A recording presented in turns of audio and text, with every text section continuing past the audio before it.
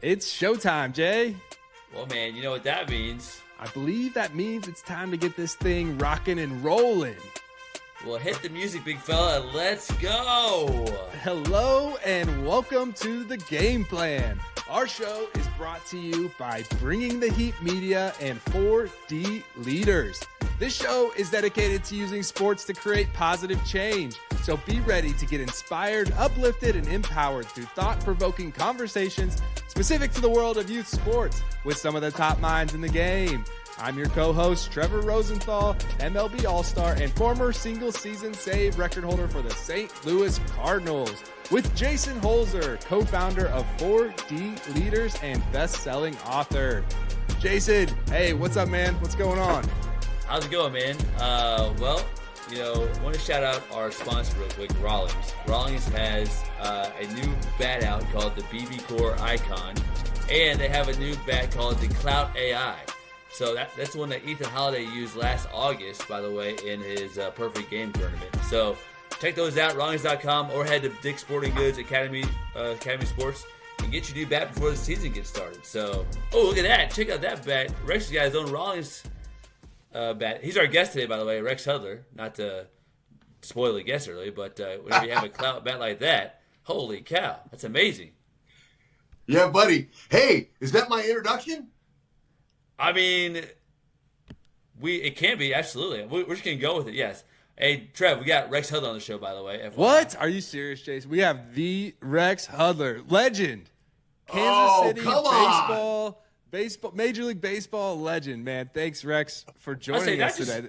Not just Kansas City, but like MLB The Show video game. He ate a bug in St. Louis, an earthworm whenever he was as a player. I mean, this guy does it all, not just playing. Hey, we're lucky to have him. He's got some great knowledge and wisdom and baseball experience to share with us today. So let's dive into it. Rex, how you doing today, man? What a question. Are you kidding? Man, I've been looking forward to this day all week for sure. Trevor and Jason, happy to be with you. I appreciate you letting me fill up some time. Man, and I love being in my little baseball room. It's a mini baseball museum. And I used Rawlings. I love the bat. I use it. And every team I played for 7, I would always get the team to sign it. So this is a 1989 Montreal Expos team that I played on. Oh. Yeah, so, it's nice. It's a thin handle. Fred Lynn, the great Freddie Lynn, outside of Ichiro, the only guy to ever win a Rookie of the Year and MVP in the same year. He was my teammate in Baltimore. And, you check out your teammate's bats, and I felt his bat. I go, wow, it looks good. And Freddie, what do you think? He goes, yeah, Hud, get you some, and I'm going to give you a tip. Fred Lynn, great baseball player. I loved him, too. Very classy major leaguer. He passed the game on to me. He spent time with me. That's what I love about old veteran guys when I first broke in. So see the end, how it's cupped. It's cupped, and Fred goes, hey, Hud, why don't you color that in with a black marker? Color it in, and that way whenever you check swing, the umpire, when it's light like that, the umpire sees that. So he's gonna call a swing on that. If you put black in it, and you black in the end, he may not see it. How brilliant that was. Brilliant. I go, oh my gosh, I love you, Freddie. Thank you. Giving me little tips like that. And so now, since then, I was able to pass that on to guys. They don't think about that, but you're right. It could cost you an at-bat. But so much fun, fellas. I mean, totally blessed. Totally. That God blessed me to be a ball player, to give me the tools and give me the talent to do that. And I can't believe that I tricked him big time. 17 years old, I had a full ride scholarship to catch passes from a guy named Joe Montana at Notre Dame. And I was all set. I visited, and I had 25 Division I football offers, and I was a wide receiver. I had a great quarterback who made me look good. And so I traveled, and so as far as all the baseball teams knew, I'm going to college. I'm going to be a football player. Sorry, guys. But I'm going to play my senior year of baseball and see what happens. Well, God blessed me again with health, and I was a Triple Crown winner in Fresno, California at Board High School.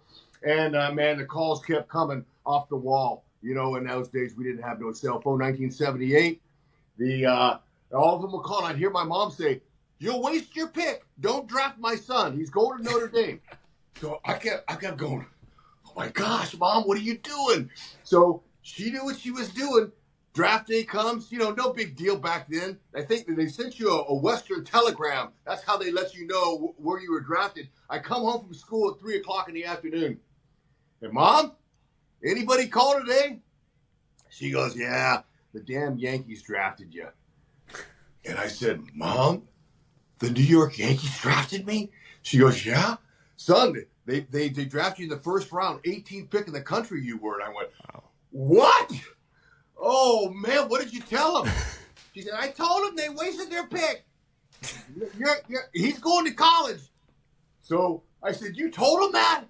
So, yeah, here we go. So I don't hear from him for a week. And I said, "Mom, way to go. You scared him off." She goes, "No, they'll call. They'll be calling." Sure enough, Al Rosen, the vice president under George Steinbrenner, shows up at the front door with Jack Butterfield, George's right-hand man. And they come in, and my mom said, "Okay, son, go to Mama Mia's and get you a pizza. You come back in 45 minutes. Come back in an hour." I went, "Oh, yes, ma'am. Yes, ma'am." I never talked back to my mother, never. She was raised in Texas and disciplined, and if I ever back-talked her, watch out, man, because that right hand's coming. So I respected my mother big time. I come home, I knock on my front door was locked after I ate my pizza. I came in, I said, my mom opens the door, she goes, "Congratulations, son, you're a Yankee." And I go, "Wow, Bob, what happened?" She goes, "I didn't want you there because I didn't want you jumping off the first offer or second offer. I wanted you out of the room completely." So my mom negotiated with the New York Yankees my first contract. Unbelievable. This is off to a great start, Rex. Really, incredible story. You're an incredible storyteller. I think, you know, your persona really precedes you. You know, it's a treat to have you on. And for everybody, we're joined by a baseball legend. He's known for his infectious enthusiasm and love for the game. Former MLB player, renowned broadcaster, passionate advocate for community service.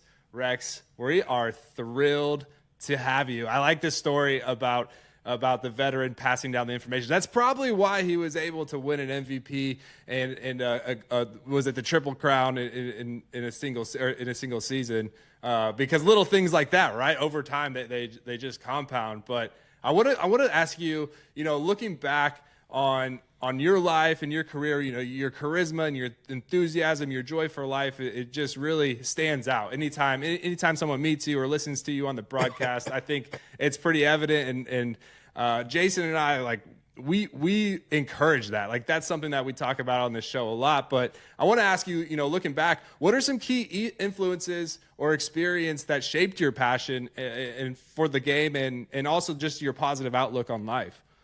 Wow. Hey, Trevor, first of all, MVP, never. But I was a star in high school, but never in my 21-year pro baseball career was I ever a star player. I was a middle-of-the-road, blue-collar worker, baseball player. I brought my lunch pail to work. After that great start, number one pick, I didn't expect to play 6 years in A-ball and 10 years in the minors. Hey, that's a testament of really how hard the game is, right? That was some humble pie that I ingested early in my career. But I will tell you, and anybody else who's listening, that my upbringing was essential to how I was able to handle 21 years of playing professional baseball in 3 countries. I lived in every time zone. I played for 17 different teams, minor leagues, major leagues, was my upbringing. My mom was my biggest hero. I listened to my parents. I tried. I wasn't perfect. My 2 brothers and I, you know, we were given up for adoption at 8 years old. So I had to deal with rejection right away early in my life. And I was like, wow, it took me a long time to figure that out. So I went from Mobley to Hudler. Hudler was my adopted dad. He just passed a week ago, 92 years old. What a celebration of life. He was awesome. But, you know, they taught me manners. Yes, sir. No, sir. You know, things like nowadays, parents wouldn't even think of teaching their kids manners. Well, what manners do to young children and young kids when they grow, when they're going through school with teachers and coaches, that yes sir, no sir goes a long way. It favors the kid. A parent or a teacher will hear that kid say yes sir, and he'll go, wow, I like that. This kid's got some discipline. He's got some manners. That tells me a lot about the kid. Well, what was easy that my mom could teach me to help me in life later? I didn't know it. Eye contact and a firm handshake when you meet somebody for the first time. Really? That seems so insignificant.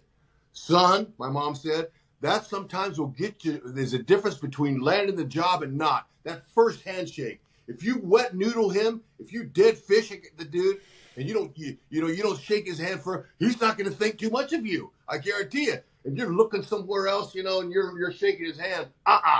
Eyes contact, firm handshake, a smile. That'll get you in the door. Wow. Who's the most important first person I ever meet in my life? 17 years old. Fly me across the country from Fresno, California to New York and get in a taxi cab and take me to Yankee Stadium and get ripped off by the taxi driver because he charged me double the fare because I didn't know no better. It was my first taxi ride, and I'm busy telling him all that. So I give the receipt to the lady, Mr. Steinberg's assistant, and she goes, "Oh, $50. Whoa, it's not that far from the airport, sir. You just got ripped off. Welcome to New York." So here it is. I wish I would have paid attention to that because the world can be dangerous. But my youth, my mom prepared me the best she could. I remember coming home after the first Little League day. I'm probably 8 years old, maybe 7. I can't remember. I was a catcher that day, and I loved it. I was in on every pitch. It was so exciting. I came home and shared that with my mother. Mom, catching was a blast. I loved it. Mom, I can't wait to go back again. She goes, son, there's 8 other positions out there. Pick one of them. You'll never catch again. What?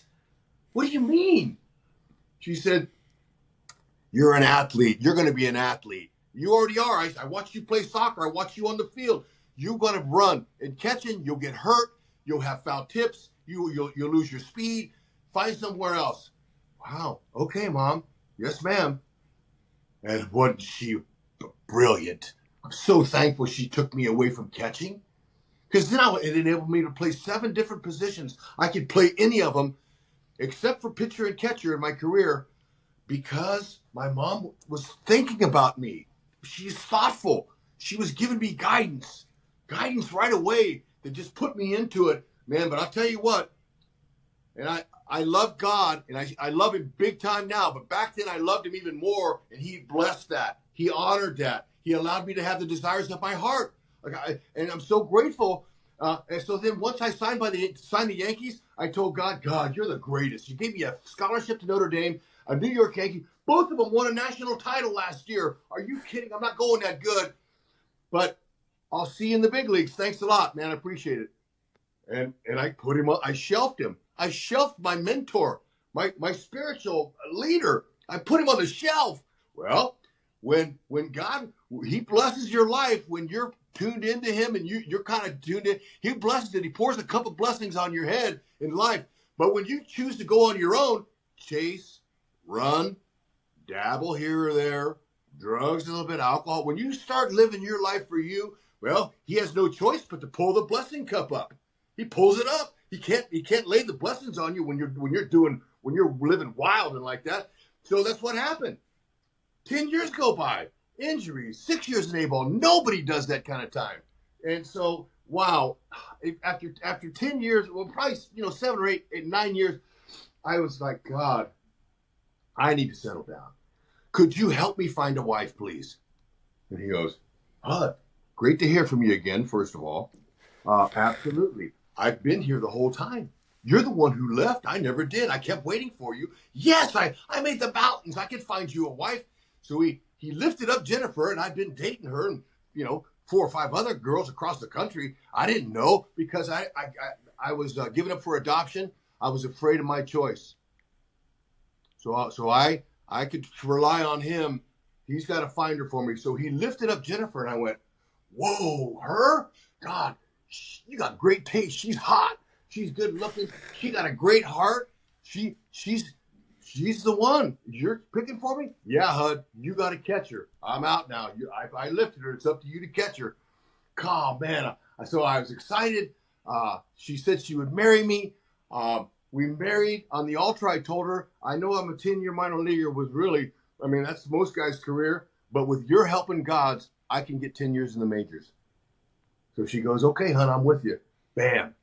Married, never spent a day in the minors after that. 10 straight years in the show. Praise God, from whom all blessings flow. And attack, show up ready to play baseball, walk into that clubhouse, not with, after you're getting your tail kicked, like everyone does. Everyone eats humble pie in baseball. When you're getting kicked around up there and the people are telling you how bad you are, sometimes you have a tendency to walk like this. You're like, your body language is bad. Your head's down. Your shoulders are shrunk. You're getting beat by a guy who gets paid $1 million. He's a pro. You get your head up. You put your shoulders back. You walk into that clubhouse and don't let nobody spoil a day of being a big league ball player. You go in there. I don't care. The past is over. Yesterday's gone. That 0 for 20, gone. I'm looking on. Hey, fellas, who's going to drive the bus today? Who's driving? What's up? Man, why are you so down? Is something wrong with your family? No, I've been getting beat. Oh, look, get your head up or you're going to get beat again. Let's go. Come on. You can't afford to have your head down like that. So in baseball, and I'm sure in other areas of life, baseball especially, and played every single day, it's the toughest sport in the world. You must have the ability to let the past go and come forward and strong and show positive body language, or you will not succeed, especially for any length of time. Well, Rex, too, that's it's kind of like a microcosm of life. I always say that baseball is one of the best sports to give you a little bit of a taste in life, because most of the time in life, you're going to just keep failing forward. But the key is a positive attitude, right? And what you can learn from that failure, because fail stands for first attempt in learning, right? So you're just learning, getting better. And your energy, your enthusiasm, it's contagious, right? And it can help lift other people up. And we live in such youth sports can be so high pressure, can be so intense, if you will. How can parents and coaches bring more energy and excitement, celebrate successes, create a better team culture where, if a kid does mess up, they know they have that support, that safe environment to even be feel that they can mess up and try their best. What do you think? What's some key components for that? Oh man, I'm so thankful that my wife of 36 years gave me 4 children, my daughter and 3 boys, and they're all young adults now. So we went through that, and I was really appalled by some of the things that I witnessed in the stands by the parents, coaches. I was like, ooh, I would just cringe sometimes going, why are you yelling? There should be no yelling from the coaches at all. Talk. You certainly you want to raise your voice to reach them. Hey, Johnny, move over a little bit to left field. But not any yelling towards people, towards kids. At that age, you're going to ruin them. You're going to hurt their feelings. Their feelings are sensitive at that age, man. And parents, keep your mouth shut in the stands. Just only positive things. Cheering. Anything bad happens, just close your eyes and keep your mouth shut. And when you get in the car with your young kids, depends on how young they are. I remember being the 3rd coach. I was out of baseball for two years in between my broadcasting job with the Angels and the Royals. God gave me 2 years off, and he told me, you've been making baseball a little bit too much of a priority, Hud. I'm going to take it from you now. I want you to concentrate on what I gave you. Your wife and 4 kids. I'll let you know when you can have baseball back. I went, really? Oh man, that sounds like fun. So I loved being the 3rd coach on my 2 boys' team. I wasn't the 1 or 2 coach. I was number 3. And so when the game was over, they would go around and they would say, Hud, what did you think? And I go, raise your hand if you want a Slurpee. Good job, everybody. Did you have fun? That's all that matters. at that particular age, parents and coaches need to take a chill pill. They are not going to be big leaguers. You tell yourself, parents, that you are not going to drill that into your kids. Don't you ever bring up you're going to be a major league player or a professional football player. Let the kid, let his heart tell him what he's going to do. All you do is ask him if he had fun. Ask her if she enjoyed competing. And if she did, great. Hey, you were good at this and good at that.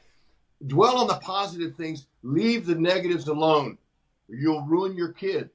I'm telling you. And coaches especially, put your ego aside. Put your egos away. You don't have to act like you're some big tough guy over some little kid. Leave that alone. Be humble and know what you're dealing with. A very fragile young child. His mind is really just a development. He's developing. You want to fill that full of good stuff, positive stuff. Hey, nice play, good job. Hey, good try. Those type of things is what these guys do. And there's some parents, and there was a couple of times. I'm an alpha male. Okay, I'm an alpha, and I would be sitting in that stand, and some other dad, I don't know if he'd been drinking or whatever, but I could hear him saying some things that weren't appropriate. So instead of going over to him in front of everybody, I would wait till the game was over, and I would tap him on the shoulder and say, hey, can I talk to you for a second? And not in front of people, because you don't want to show him up or embarrass him. I'd just say, hey, look, sir, you were out of bounds today. I just want you to know that coming from another dad. Okay, this is not coming from Rex Hudler, the 10-year big leaguer. This is coming from another dad. Just be a little bit more careful. You were not it was not appropriate right there. I'm just telling you. And that guy looked at me because I did it in a humble way. He looked at me and went, "Oh my gosh, I'm so sorry. I didn't realize that. I'm sorry." That's how you handle stuff. Instead of being a big, yelling across the, I'll meet you after the game. None of that adult, big, tough guy stuff works when you're in youth sports. Be under control, parents, and know that the way you treat your kid and the way your coaches treat your kid could depend on whether he plays ball on in the future or not. You could sour him or her so easily. So be careful what you're dealing with. You're dealing with beautiful, beautiful piece of clay, these young people that you hope would play sports, but you got to do it. You got to be fragile about that, and it has to be a conscious effort when you head to the ballpark that day, saying, "I'm going to be positive to my kids, my coaches, and I'm going to teach them right and wrong a little bit, maybe some manners, because you coaches can teach kids what some parents try to teach, but the kids won't listen." I loved my coaches. My coaches were great for me, especially as I moved on up. They loved me. They saw the intensity. They saw the talent, the speed. I could do it all at that age. And so, wow, what did they do? They just let it happen. Nobody stood in the way. They said, hey, look, next time when you catch that football and that guy's coming to hit you, you can put your head down and, kind of protect yourself, but don't just take the blow. Go through the guy. Go through him. So I learned how to play hard, how to be intense, how to play hard and physical. The thing that's missing today in the modern young game is mental toughness and physical toughness. Okay, that's missing for whatever reason. And that can come from coaches, young coaches at a young age. Mental toughness. Gosh, you scraped your elbow. I know it hurts. It's okay. I know, but it'll be all right. Go to tape and aspirin on it. It'll be better. We'll move forward. You'll love it. We'll come back tomorrow. It'll be okay. Okay, that's how you help them through physical toughness, mental toughness too. Okay. What other things can I share that you guys want to hear about? Well, I really like what you said there. When specifically everything you said was just absolutely phenomenal and a great reminder, to our audience. We're talking to parents and coaches and helping them, really get a solid perspective on what youth sports is all about. And so everything that you're saying is so on point. And especially, this is why we enjoy having these conversations with guys like you, Rex. Like, you've been at the highest level. You've been at the highest level for a long time in the sport, but you're also a dad. You've also had the challenge and the experience of raising kids and seeing a lot of these things. And I specifically like what you talked about with being an alpha male. It was a lot of times we put the alpha male in the context of I'm the guy that's like pumping iron in the gym, and I'm going to start a fight every time I don't agree with something or every time I don't get my way. But to your point, you're just standing up for what is right. You're standing up for the truth, and you're sharing that with other people. You're not withholding it and keeping it for yourself. You're just trying to have a positive impact on the people around you. And to that point, you're also known as a motivational speaker, and you've been recognized for your community service, and including founding the Team Up for Down Syndrome. And so, to that point, how can we encourage athletes to use their platform, no matter how big or small, to give back to their communities and make a positive impact on the world around them, like what you're doing? Are you too young? Are you too old to have that impact? Maybe you can talk about, just the encouragement that or the responsibility that athletes have with the platform that they're given. Trevor, way to go, man. Fantastic. Also, one of my 4 children, he's 28 years old, and the world says that he has Down syndrome. Okay? When he was born 28 years ago, and we took Cade home, the doctor called us at home after we'd been home a day or so and said, "Hey, your son Cade is tested positive for Down syndrome." And I went, okay. Do you have an owner's manual? What am I supposed to do now? And he kind of said, well, we'll do this and we'll do that. So hung up the phone, and I told my family, "Hey guys, we have a little boy with Down syndrome." And so they were all upset. And I'm thinking, what's wrong? He's healthy. All we prayed for was a healthy child. So we got Cade. I had just come off my best season as a big leaguer. Hit over 300. I hit a few homers, and had a really good season with the Angels. And Jennifer was carrying my first son. We knew he was going to be a boy. She was carrying him. God blessed that summer for me. I can't believe every hit fell. Everything that went on that hit my bat fell in for a hit. So he blessed that. He knew it was coming. Now I was a free agent. Now where do I go? Where am I going to pick? Where's my future, hon? What do you want to do? Phillies and the Cardinals and the Angels. Couple of teams wanted me, and we just, like we did every stop. Whenever there was a where are we going next, and when you have no control as a player, what will we do? We got on our hands and knees and asked God, "Hey, will you open a door wherever you want us to go, God? That way we know it's the right place." "Hud, you're right on. I got a place for you. The Fighting Phils. We're going to send you to Philadelphia." "Philly? Wow, okay. The Dodgers want us. It's just right up the road from Angel Stadium. Yeah, it would be an easier stop." You asked me. I told you where I want you to go. Philly. Okay, let's go to Philly then. So we took our brand new baby boy. I already had a daughter. She was young. And Jennifer and I went off to Philly. Big, rough, tough city, angry people. Nah. Those people have the most tender hearts of any city in the country, maybe in the world. They're hardworking people. They're blue collar people. And when they get behind you, oh man, you're in the best place in the world. Now you don't want to get on their bad side, that's for sure, because they're not afraid to let you know. But when I shared with those people, and I'm a brand new Philadelphia Phillies player, Terry Francona was in his first year managing there, and they found out that we had a little boy with what now we called right away, up syndrome. He doesn't have Down syndrome. He has nothing but life and love and unconditional love for others. So the Phillies fans, I got Ozzie Smith type fan mail. Remember, Trevor? In the clubhouse, you see some guys' little cubicle. They have some mail in it. Other guys have buckets of fan mail.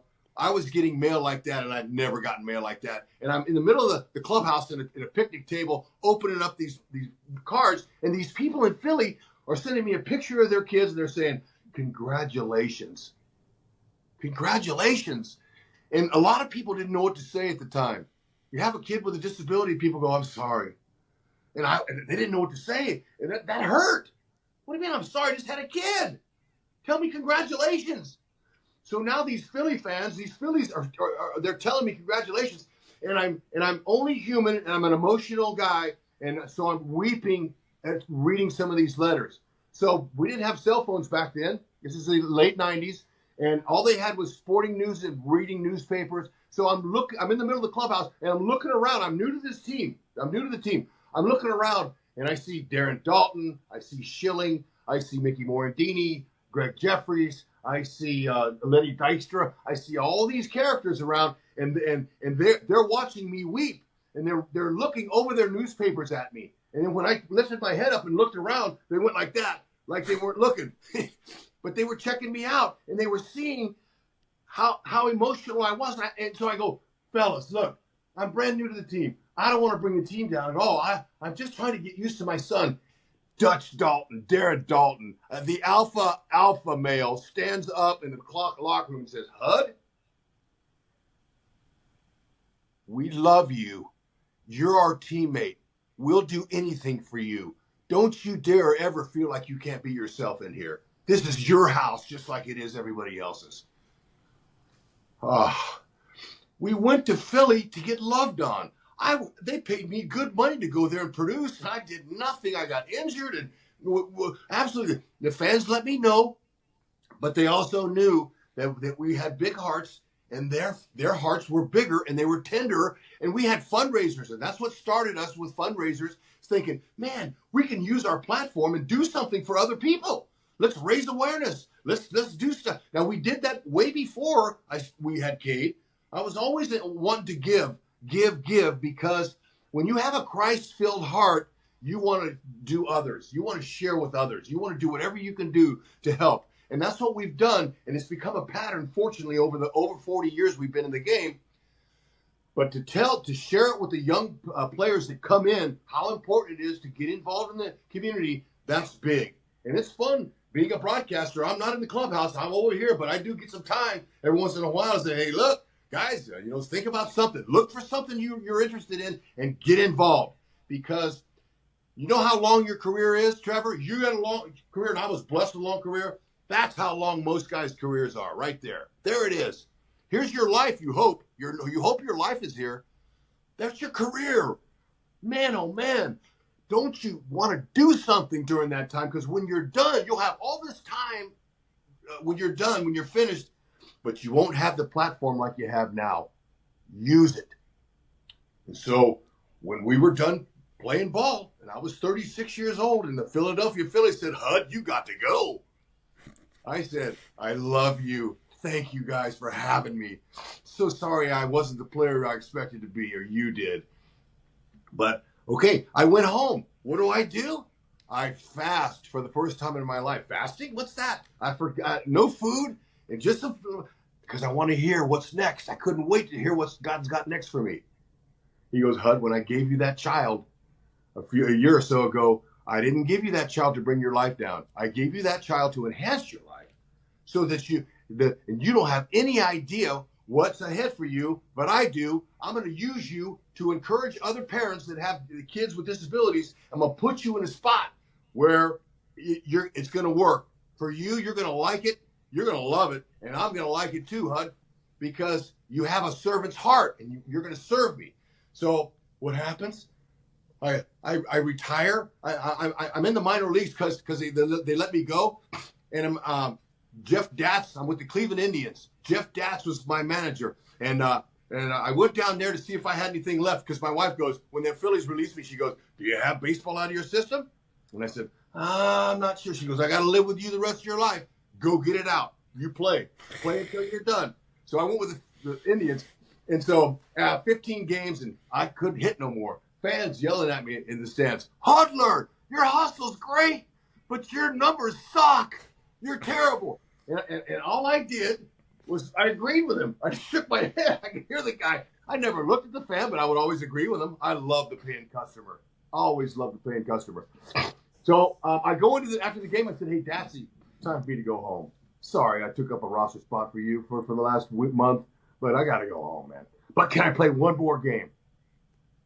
So the tug on my heart from that fan was how God talks to believers. And so I go, okay, but hey, can I play one more game? Can I lead off and play second base tomorrow? Sure. Yeah, Hud, no problem. So I pack up my bags. I call my wife, honey, I'm coming home tomorrow night after the game. I'm coming home. So I'm all packed up, And I'm thinking, God's really going to bless me. I'm going to go 4 for 4. I might hit a grand slam. I mean, this is going to be unbelievable. Well, I go out to play. First, I cried like a baby for the anthem. Saying goodbye to playing professional baseball my whole life was not easy. And it all came out in the anthem. Young Latin shortstop was playing. Enrique Wilson was standing next to me on the field. And he was petrified. He didn't know what to do. Because I'm going, I mean, I'm wolfing. Struck out my first at-bat. I'm walking up going, you made the right decision, Hud. You're terrible. Next time up, I got a base hit. I'm not going to stop at first. My last game, I'm ever playing. But I talked to the team before. I asked Datsy if I could address the team. So I addressed the Richie Sextons, the Giles. Some of these young guys were big leaguers. Buddy Black was a pitching coach. And anyway, I gave the Newt Rockney, whatever. So my third time up, I go up, and I never got hit in the head in 21 years as a player. Never. This is my last game ever I'm going to play. And Scott Ruffcorn was pitching. A guy I knew. We were teammates in Philly, and he threw a ball and it's coming right at me, and I couldn't get out of the way. And I just turned my head, and the baseball hit me right here. Trevor, did you ever hear any of your pitching buddies ever come in to the dugout after a performance and say, I'm going to hit that guy in the neck next time I see him? Not too often. There was some guys that did that. So I found out what that felt like, okay? I just put my hands on my knees. I looked at home plate. And when I looked at home plate, I heard God say, I told you to leave last night. You took it upon yourself to play one more game. Get out. I got something planned for you. And I went, and I lifted my head up and I went, man, oh man. Whoa, okay, all right. I'll see. I see. I stayed in the game. My next time up, Datsy goes, Hud, you're up. I go, I'm done. I get home. 2 or 3 more days. It's in May. Phone rings. It's Tim Mead with the Anaheim Angels. We want you to be our broadcaster next year. Wow, it's May. What's up with that? He goes, well, Sparky Anderson is doing our broadcasting on our games, and he's getting tired. He don't want to do them no more. We want you to come and do it. Bam. Opened the door, but I had to listen, and I was a little hard-headed. God made sure, hey, look, okay, he found out how he could get my attention. He gave me a net ball.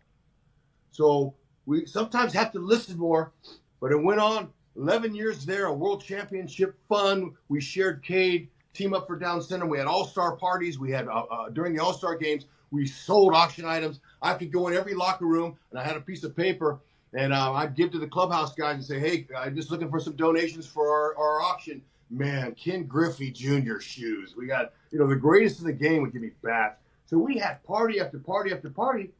And then when the Angels fired me, like the Royals will someday, I said, hey, okay, what's next? And so we went on. He moved me to another market that I never played in, which is a miracle. So fun here in Kansas City, very philanthropic city, a lot of good places, a lot of places you can plug in by just saying, yes, I will. I'll be your MC. I'll be happy to. Let's do this or let's do that. What can I do here? I mean, even going the extra mile. When you give, you get back. Now, I don't necessarily give so I can get back. But you give, you love, it comes back to you. And then it makes a difference. Because people are way more important than me, but they don't have a position. Trevor, you had a position. Jason has got a position. We all have something that we can give. You have to have the heart, and you have to get your eyes off yourself and look for others. Others. I have a thing that I shared. I got one more thing. I got a thing. When I taught Sunday school those years that I was out. And my boys were in the room, and I would share this with the young people. Their joy.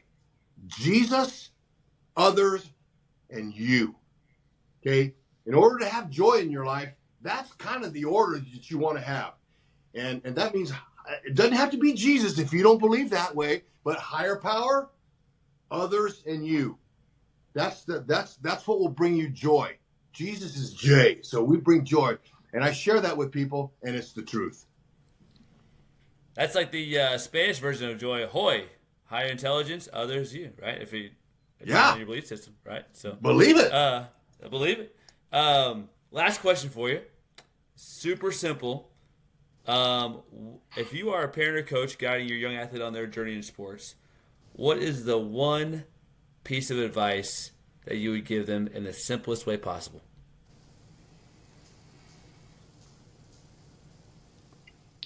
Give 100% of your effort when you go out to practice and play. That way you won't have to look back and say, I wish I would have, or I could have. Give your coaches respect by playing hard and 100%. Give them all you got. There you go. That's like icing on the cake right there. That is. Well, Rex, it's been an incredible conversation, a complete joy. Thank you for taking time with us. Love your energy and enthusiasm. I know I'm going to have a great day now after talking to you and hearing all of these incredible stories, hearing about your experience. A couple notes just to kind of recap. We covered so much, right? I don't know if I can do this justice, but we talked about your upbringing, Rex, which I thought was really cool that you shared that. Thanks for doing that. But, you mentioned the mental toughness side of the game, and for a guy like you could have been easily beat before you even got started. And it's such a great testament that no matter your situation, you have control and you can overcome any obstacle. And fortunately, your message was very clear. Your mother and your adopted family was very important to your upbringing. So that's a reminder for us as parents, as coaches, instill those quality life lessons, those quality life skills, basic manners, right? Basic manners will take you a long way. Yes. And you talked about, why are manners important? For one, they're important because they make you stand out to your peers, because not everybody's going to have those same manners. But then also what I think is even more important is it is a dangerous world out there. You got taken advantage on that car, on that taxi, your first taxi ride. We're all going to be susceptible to the dangers that this world has. And so having some of these key life skills in place before we even get out on our own or send our kids out on their own, you want them to have some of these things to fall back on, because it's going to be tough. They're going to get exposed. And then secondly, we talked about being a coach and being a parent. What advice do we have for sitting in the stands? Keep it simple, right? No yelling. Be positive. If you can't be positive, just don't say anything at all. Just keep your mouth shut. Yes. And then we kind of got in, and this really hit home to me in my faith journey. I'm right there with you. With having a giving spirit, and how do we have a giving spirit? How do we continue to give? We have to first have that recognition that our cup is overflowing, right? When we're getting filled, when you mentioned fasting, when we're listening, when we have a presence to listen to what God and listen to the blessings that He's pouring into our lives, we realize there's abundance, and so we can spill that over and give that to people around us. And then the kind of like the icing on the cake, the bow to wrap this all up. Or the most simplest thing that we can do, whether we're Rex Hudler, Jason Holzer, or Trevor Rosenthal, or a kid that's upcoming, what can we do? We can just give 100%, right? Give 100%, and that's all we can control at the end of the day. So a lot of really good lessons, even better stories to have a memorable conversation. So thank you, Rex. Maybe tell us, where can people find you this year? Where can we keep along with what you have going on this upcoming season? Hey, last few years we were on Bally Sports. This year we're on FanDuel. So you can get us the Royals, Kansas City Royals. I'm very blessed that they allowed me to broadcast for their organization, the Royals. Looking forward to another championship season. Last year they went from worst to second, but they almost, they won. They beat the Orioles in the first round. They got beat by the Yankees, and they almost went all the way. And they're very talented. It's a lot of fun. So tune into the Royals broadcast. I'm going to do 130, maybe 140 games. Me, Jeremy Guthrie. Guthrie will help me out, Jay Guts. And then Ryan Lefevre and Jake Eisenberg are the two play-by-play guys. And it's so fun. Oh, man, every day's a blast. It's a baseball game. You get to teach the kids. It's the moms and the kids that watch the games the most here in Kansas City. And then the experts, of course, they're way up here. But you can't stay up here and talk to the experts all the time.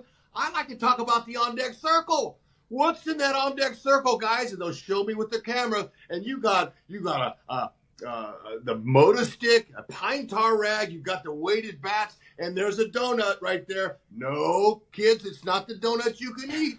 It's called a donut, and it fits around the barrel of the bat. How simple is that? There's times my broadcast partner looks at me like, duh. And I'm going, hey, partner, I'm talking to the kids, man. Let it happen. Dude, we got to teach them. Because can you imagine a kid nowadays with the pitch clock watching a 2-hour and 30-minute game? They do. I can't imagine that, but they do. So why not take that opportunity as a broadcaster and love them and teach them baseball? It's so fun. It's unbelievable. Yeah. I love Bob Uecker. 90 years old, Uecker lasted. Yeah. I mean, he got to do that all the time. Think about the impact he had. I don't have to be a preacher. I don't have to be a great name broadcaster, but just the chance to be able to share with the people some of the experiences is such a beautiful thing. I love meeting the new players always, and it's everything about the players, the young player, the modern day player, I call them all the time. They keep me young. They keep it exciting, and praise God from whom all blessings flow, that we got jobs we love and we can share it with others. Well, Trev, on that note, man, it's been another great episode of the Game Plan Show. Make sure you hit up Rex on the Sports FanDuel Rose broadcast, and follow Trevor on Instagram, Twitter, and LinkedIn. Yeah. And especially if you're a parent or a coach, it's a great follow. So, yeah. Come to the K. Come out and see me. Yell at me. I'll yell back at you. It's a beautiful thing. Yeah. Trevor, thanks, man. Trevor, you and Jason, appreciate the opportunity to share, man. I love it. Man, I'm going to have to do a few laps around the house. It's too cold outside. I think I'll go shovel a little bit right now, but I'm all worked up, man. I want to go play. There we go. Hey, Rex, we will see you at the K this year. Yeah. Hey, from the bottom of my heart, thank you so much. Like I seriously and sincerely mean, I got energy. I'm ready to go now, Rex. That's what it's all about. Thank you for bringing the energy and even more so bringing the wisdom today. It was another great show. Be sure to check out 4D Leaders newsletter. Check out the resources for parents, coaches, and athletes. Follow 4D Leaders and Jason on social media as well. We have a lot of dynamic content coming your way. If you can't tell, 2025 is off to a great start. Rex Hudler is a testament to that. So that's a wrap for this show. If you liked the episode, give us 5 stars, leave a review. Thanks for tuning into the Game Plan, and we will see you next time.